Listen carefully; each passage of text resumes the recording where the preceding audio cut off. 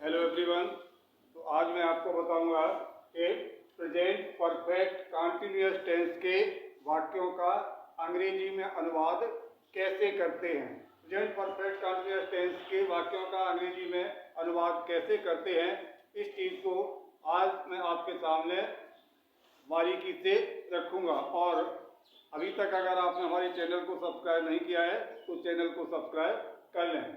Present perfect continuous tense के वाक्यों में क्या होता है, इनके अंत में रहा है, रही है, रहे हैं आदि शब्द अंत में आते हैं तथा कार्य के जारी रहने का समय दिया होता है।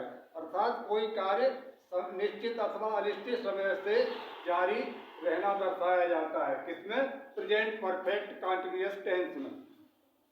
और इनका अंग्रेजी में अनुवाद करने के लिए हम सहायक क्रिया हैज बीन अथवा हैव बीन का प्रयोग करते हैं। अगर हमारा सब्जेक्ट सिंगुलर नंबर है यानी एक वचन है तो फिर हम सहायक क्रिया हैज बीन का प्रयोग करेंगे। और अगर सब्जेक्ट प्लूरल नंबर में है यानी बहुवचन में है यानी कर्ता जो है वो एक से ज़्यादा है तो फिर हम हेल्पिंग वर्ब यानी सहायक क्रिया हैव बीन का प्रयोग करते हैं। अब बात आती है मुख्य क्रिया की यानी मेन वर्ब की। तो मेन वर्ब की जो है आईएनजी फॉर्म का प्रयोग करते हैं। अर्थात मुख्य क्रिया की फर्स्ट फॉर्म में आईएनजी जोड़कर रख देते हैं। इसके अलावा जो कार्य जारी रहने का समय दिया होता है उसके लिए हम क्या करते हैं, अगर वो समय निश्चित है तो फिर सिंस का प्रयोग करते हैं और अनिश्चित समय के लिए और का प्रयोग करते हैं। अब निश्चित समय कौन से हैं, जैसे बजे से दिया जाए 2 बजे से, 4 बजे से, 9 बजे से, 10 बजे से, तो वो निश्चित समय है। सुबह दोपहर शाम से यानी सुबह से दोपहर से शाम से ऐसा कुछ दिया है तो वो निश्चित समय है और सिंस का प्रयोग होगा। ऐसे ही दिन माह अथवा वर्ष के नाम से, दिन के नाम से का मतलब सोमवार से, मंगलवार से, बुधवार से, महीने के नाम से जनवरी से, फरवरी से, मार्च से, अप्रैल मई जून से, अथवा वर्ष के नाम से 2014 से, 2017 से, 2021 से, 2023 से, ऐसा अगर कुछ दिया है तो वो निश्चित समय की कैटेगरी में आता है और उसके लिए हम क्या करते हैं, सिंस का प्रयोग करते हैं। और अनिश्चित समय के लिए और का प्रयोग करते हैं। और अनिश्चित समय कौन से हैं, जैसे घंटे, दिन, महीना अथवा साल से। घंटे से का मतलब 2 घंटे से, 10 घंटे से, 4 घंटे से, ठीक है। दिन से 2 दिन से, 10 दिन से, 20 दिन से।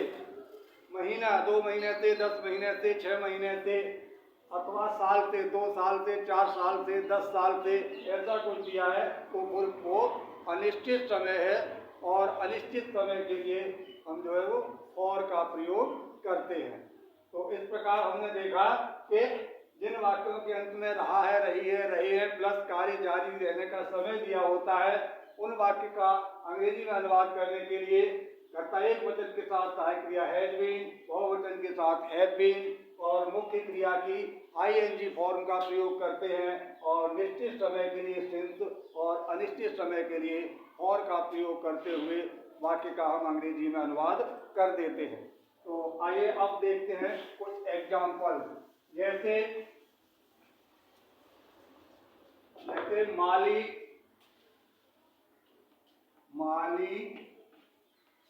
सुबह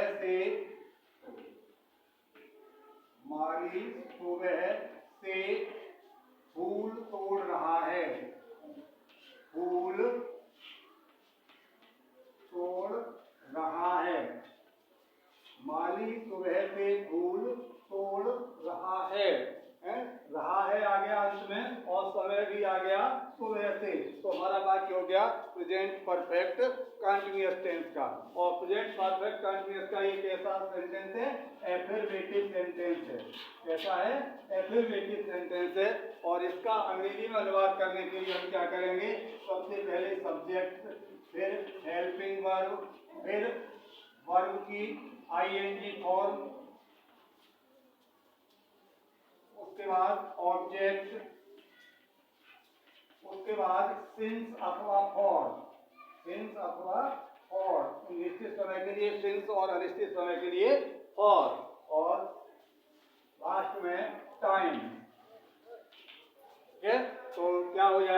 माली सुबह से फूल तोड़ रहा है। तो सब्जेक्ट यहाँ क्या हो गया, फूल कौन तोड़ रहा है, माली। तो द गार्डनर, द गार्डनर, माली एक वचन है तो has been, the gardener has been, सहायक क्रिया आ गई।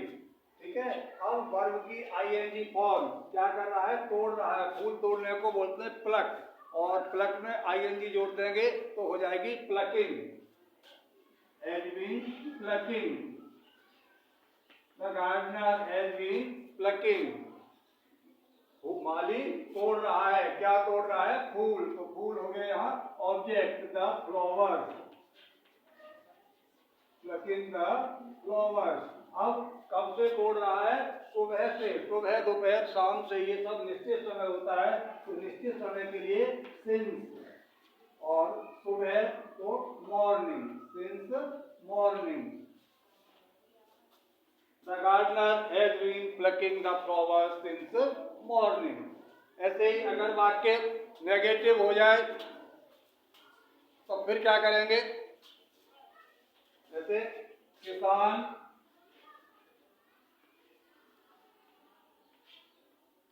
2 घंटे से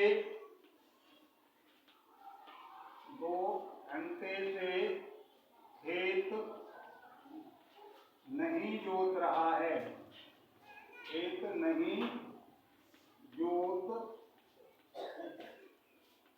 रहा है। किसान 2 घंटे से खेत नहीं जोत रहा है, ये कैसा है, प्रेजेंट परफेक्ट कंटीन्यूअस का नेगेटिव सेंटेंस है। और जब नेगेटिव होता है तब क्या करेंगे, हैज अथवा हैव के बाद ही हम नोट लगा देंगे। जैसे सबसे पहले सब्जेक्ट रखें द फार्मर, द फार्मर, किसान एक वचन है तो हैज, और नॉट नहीं, नॉट, हैज नॉट बीन, इन हैज बीन और हैव बीन के बीच में नॉट लगा देते हैं।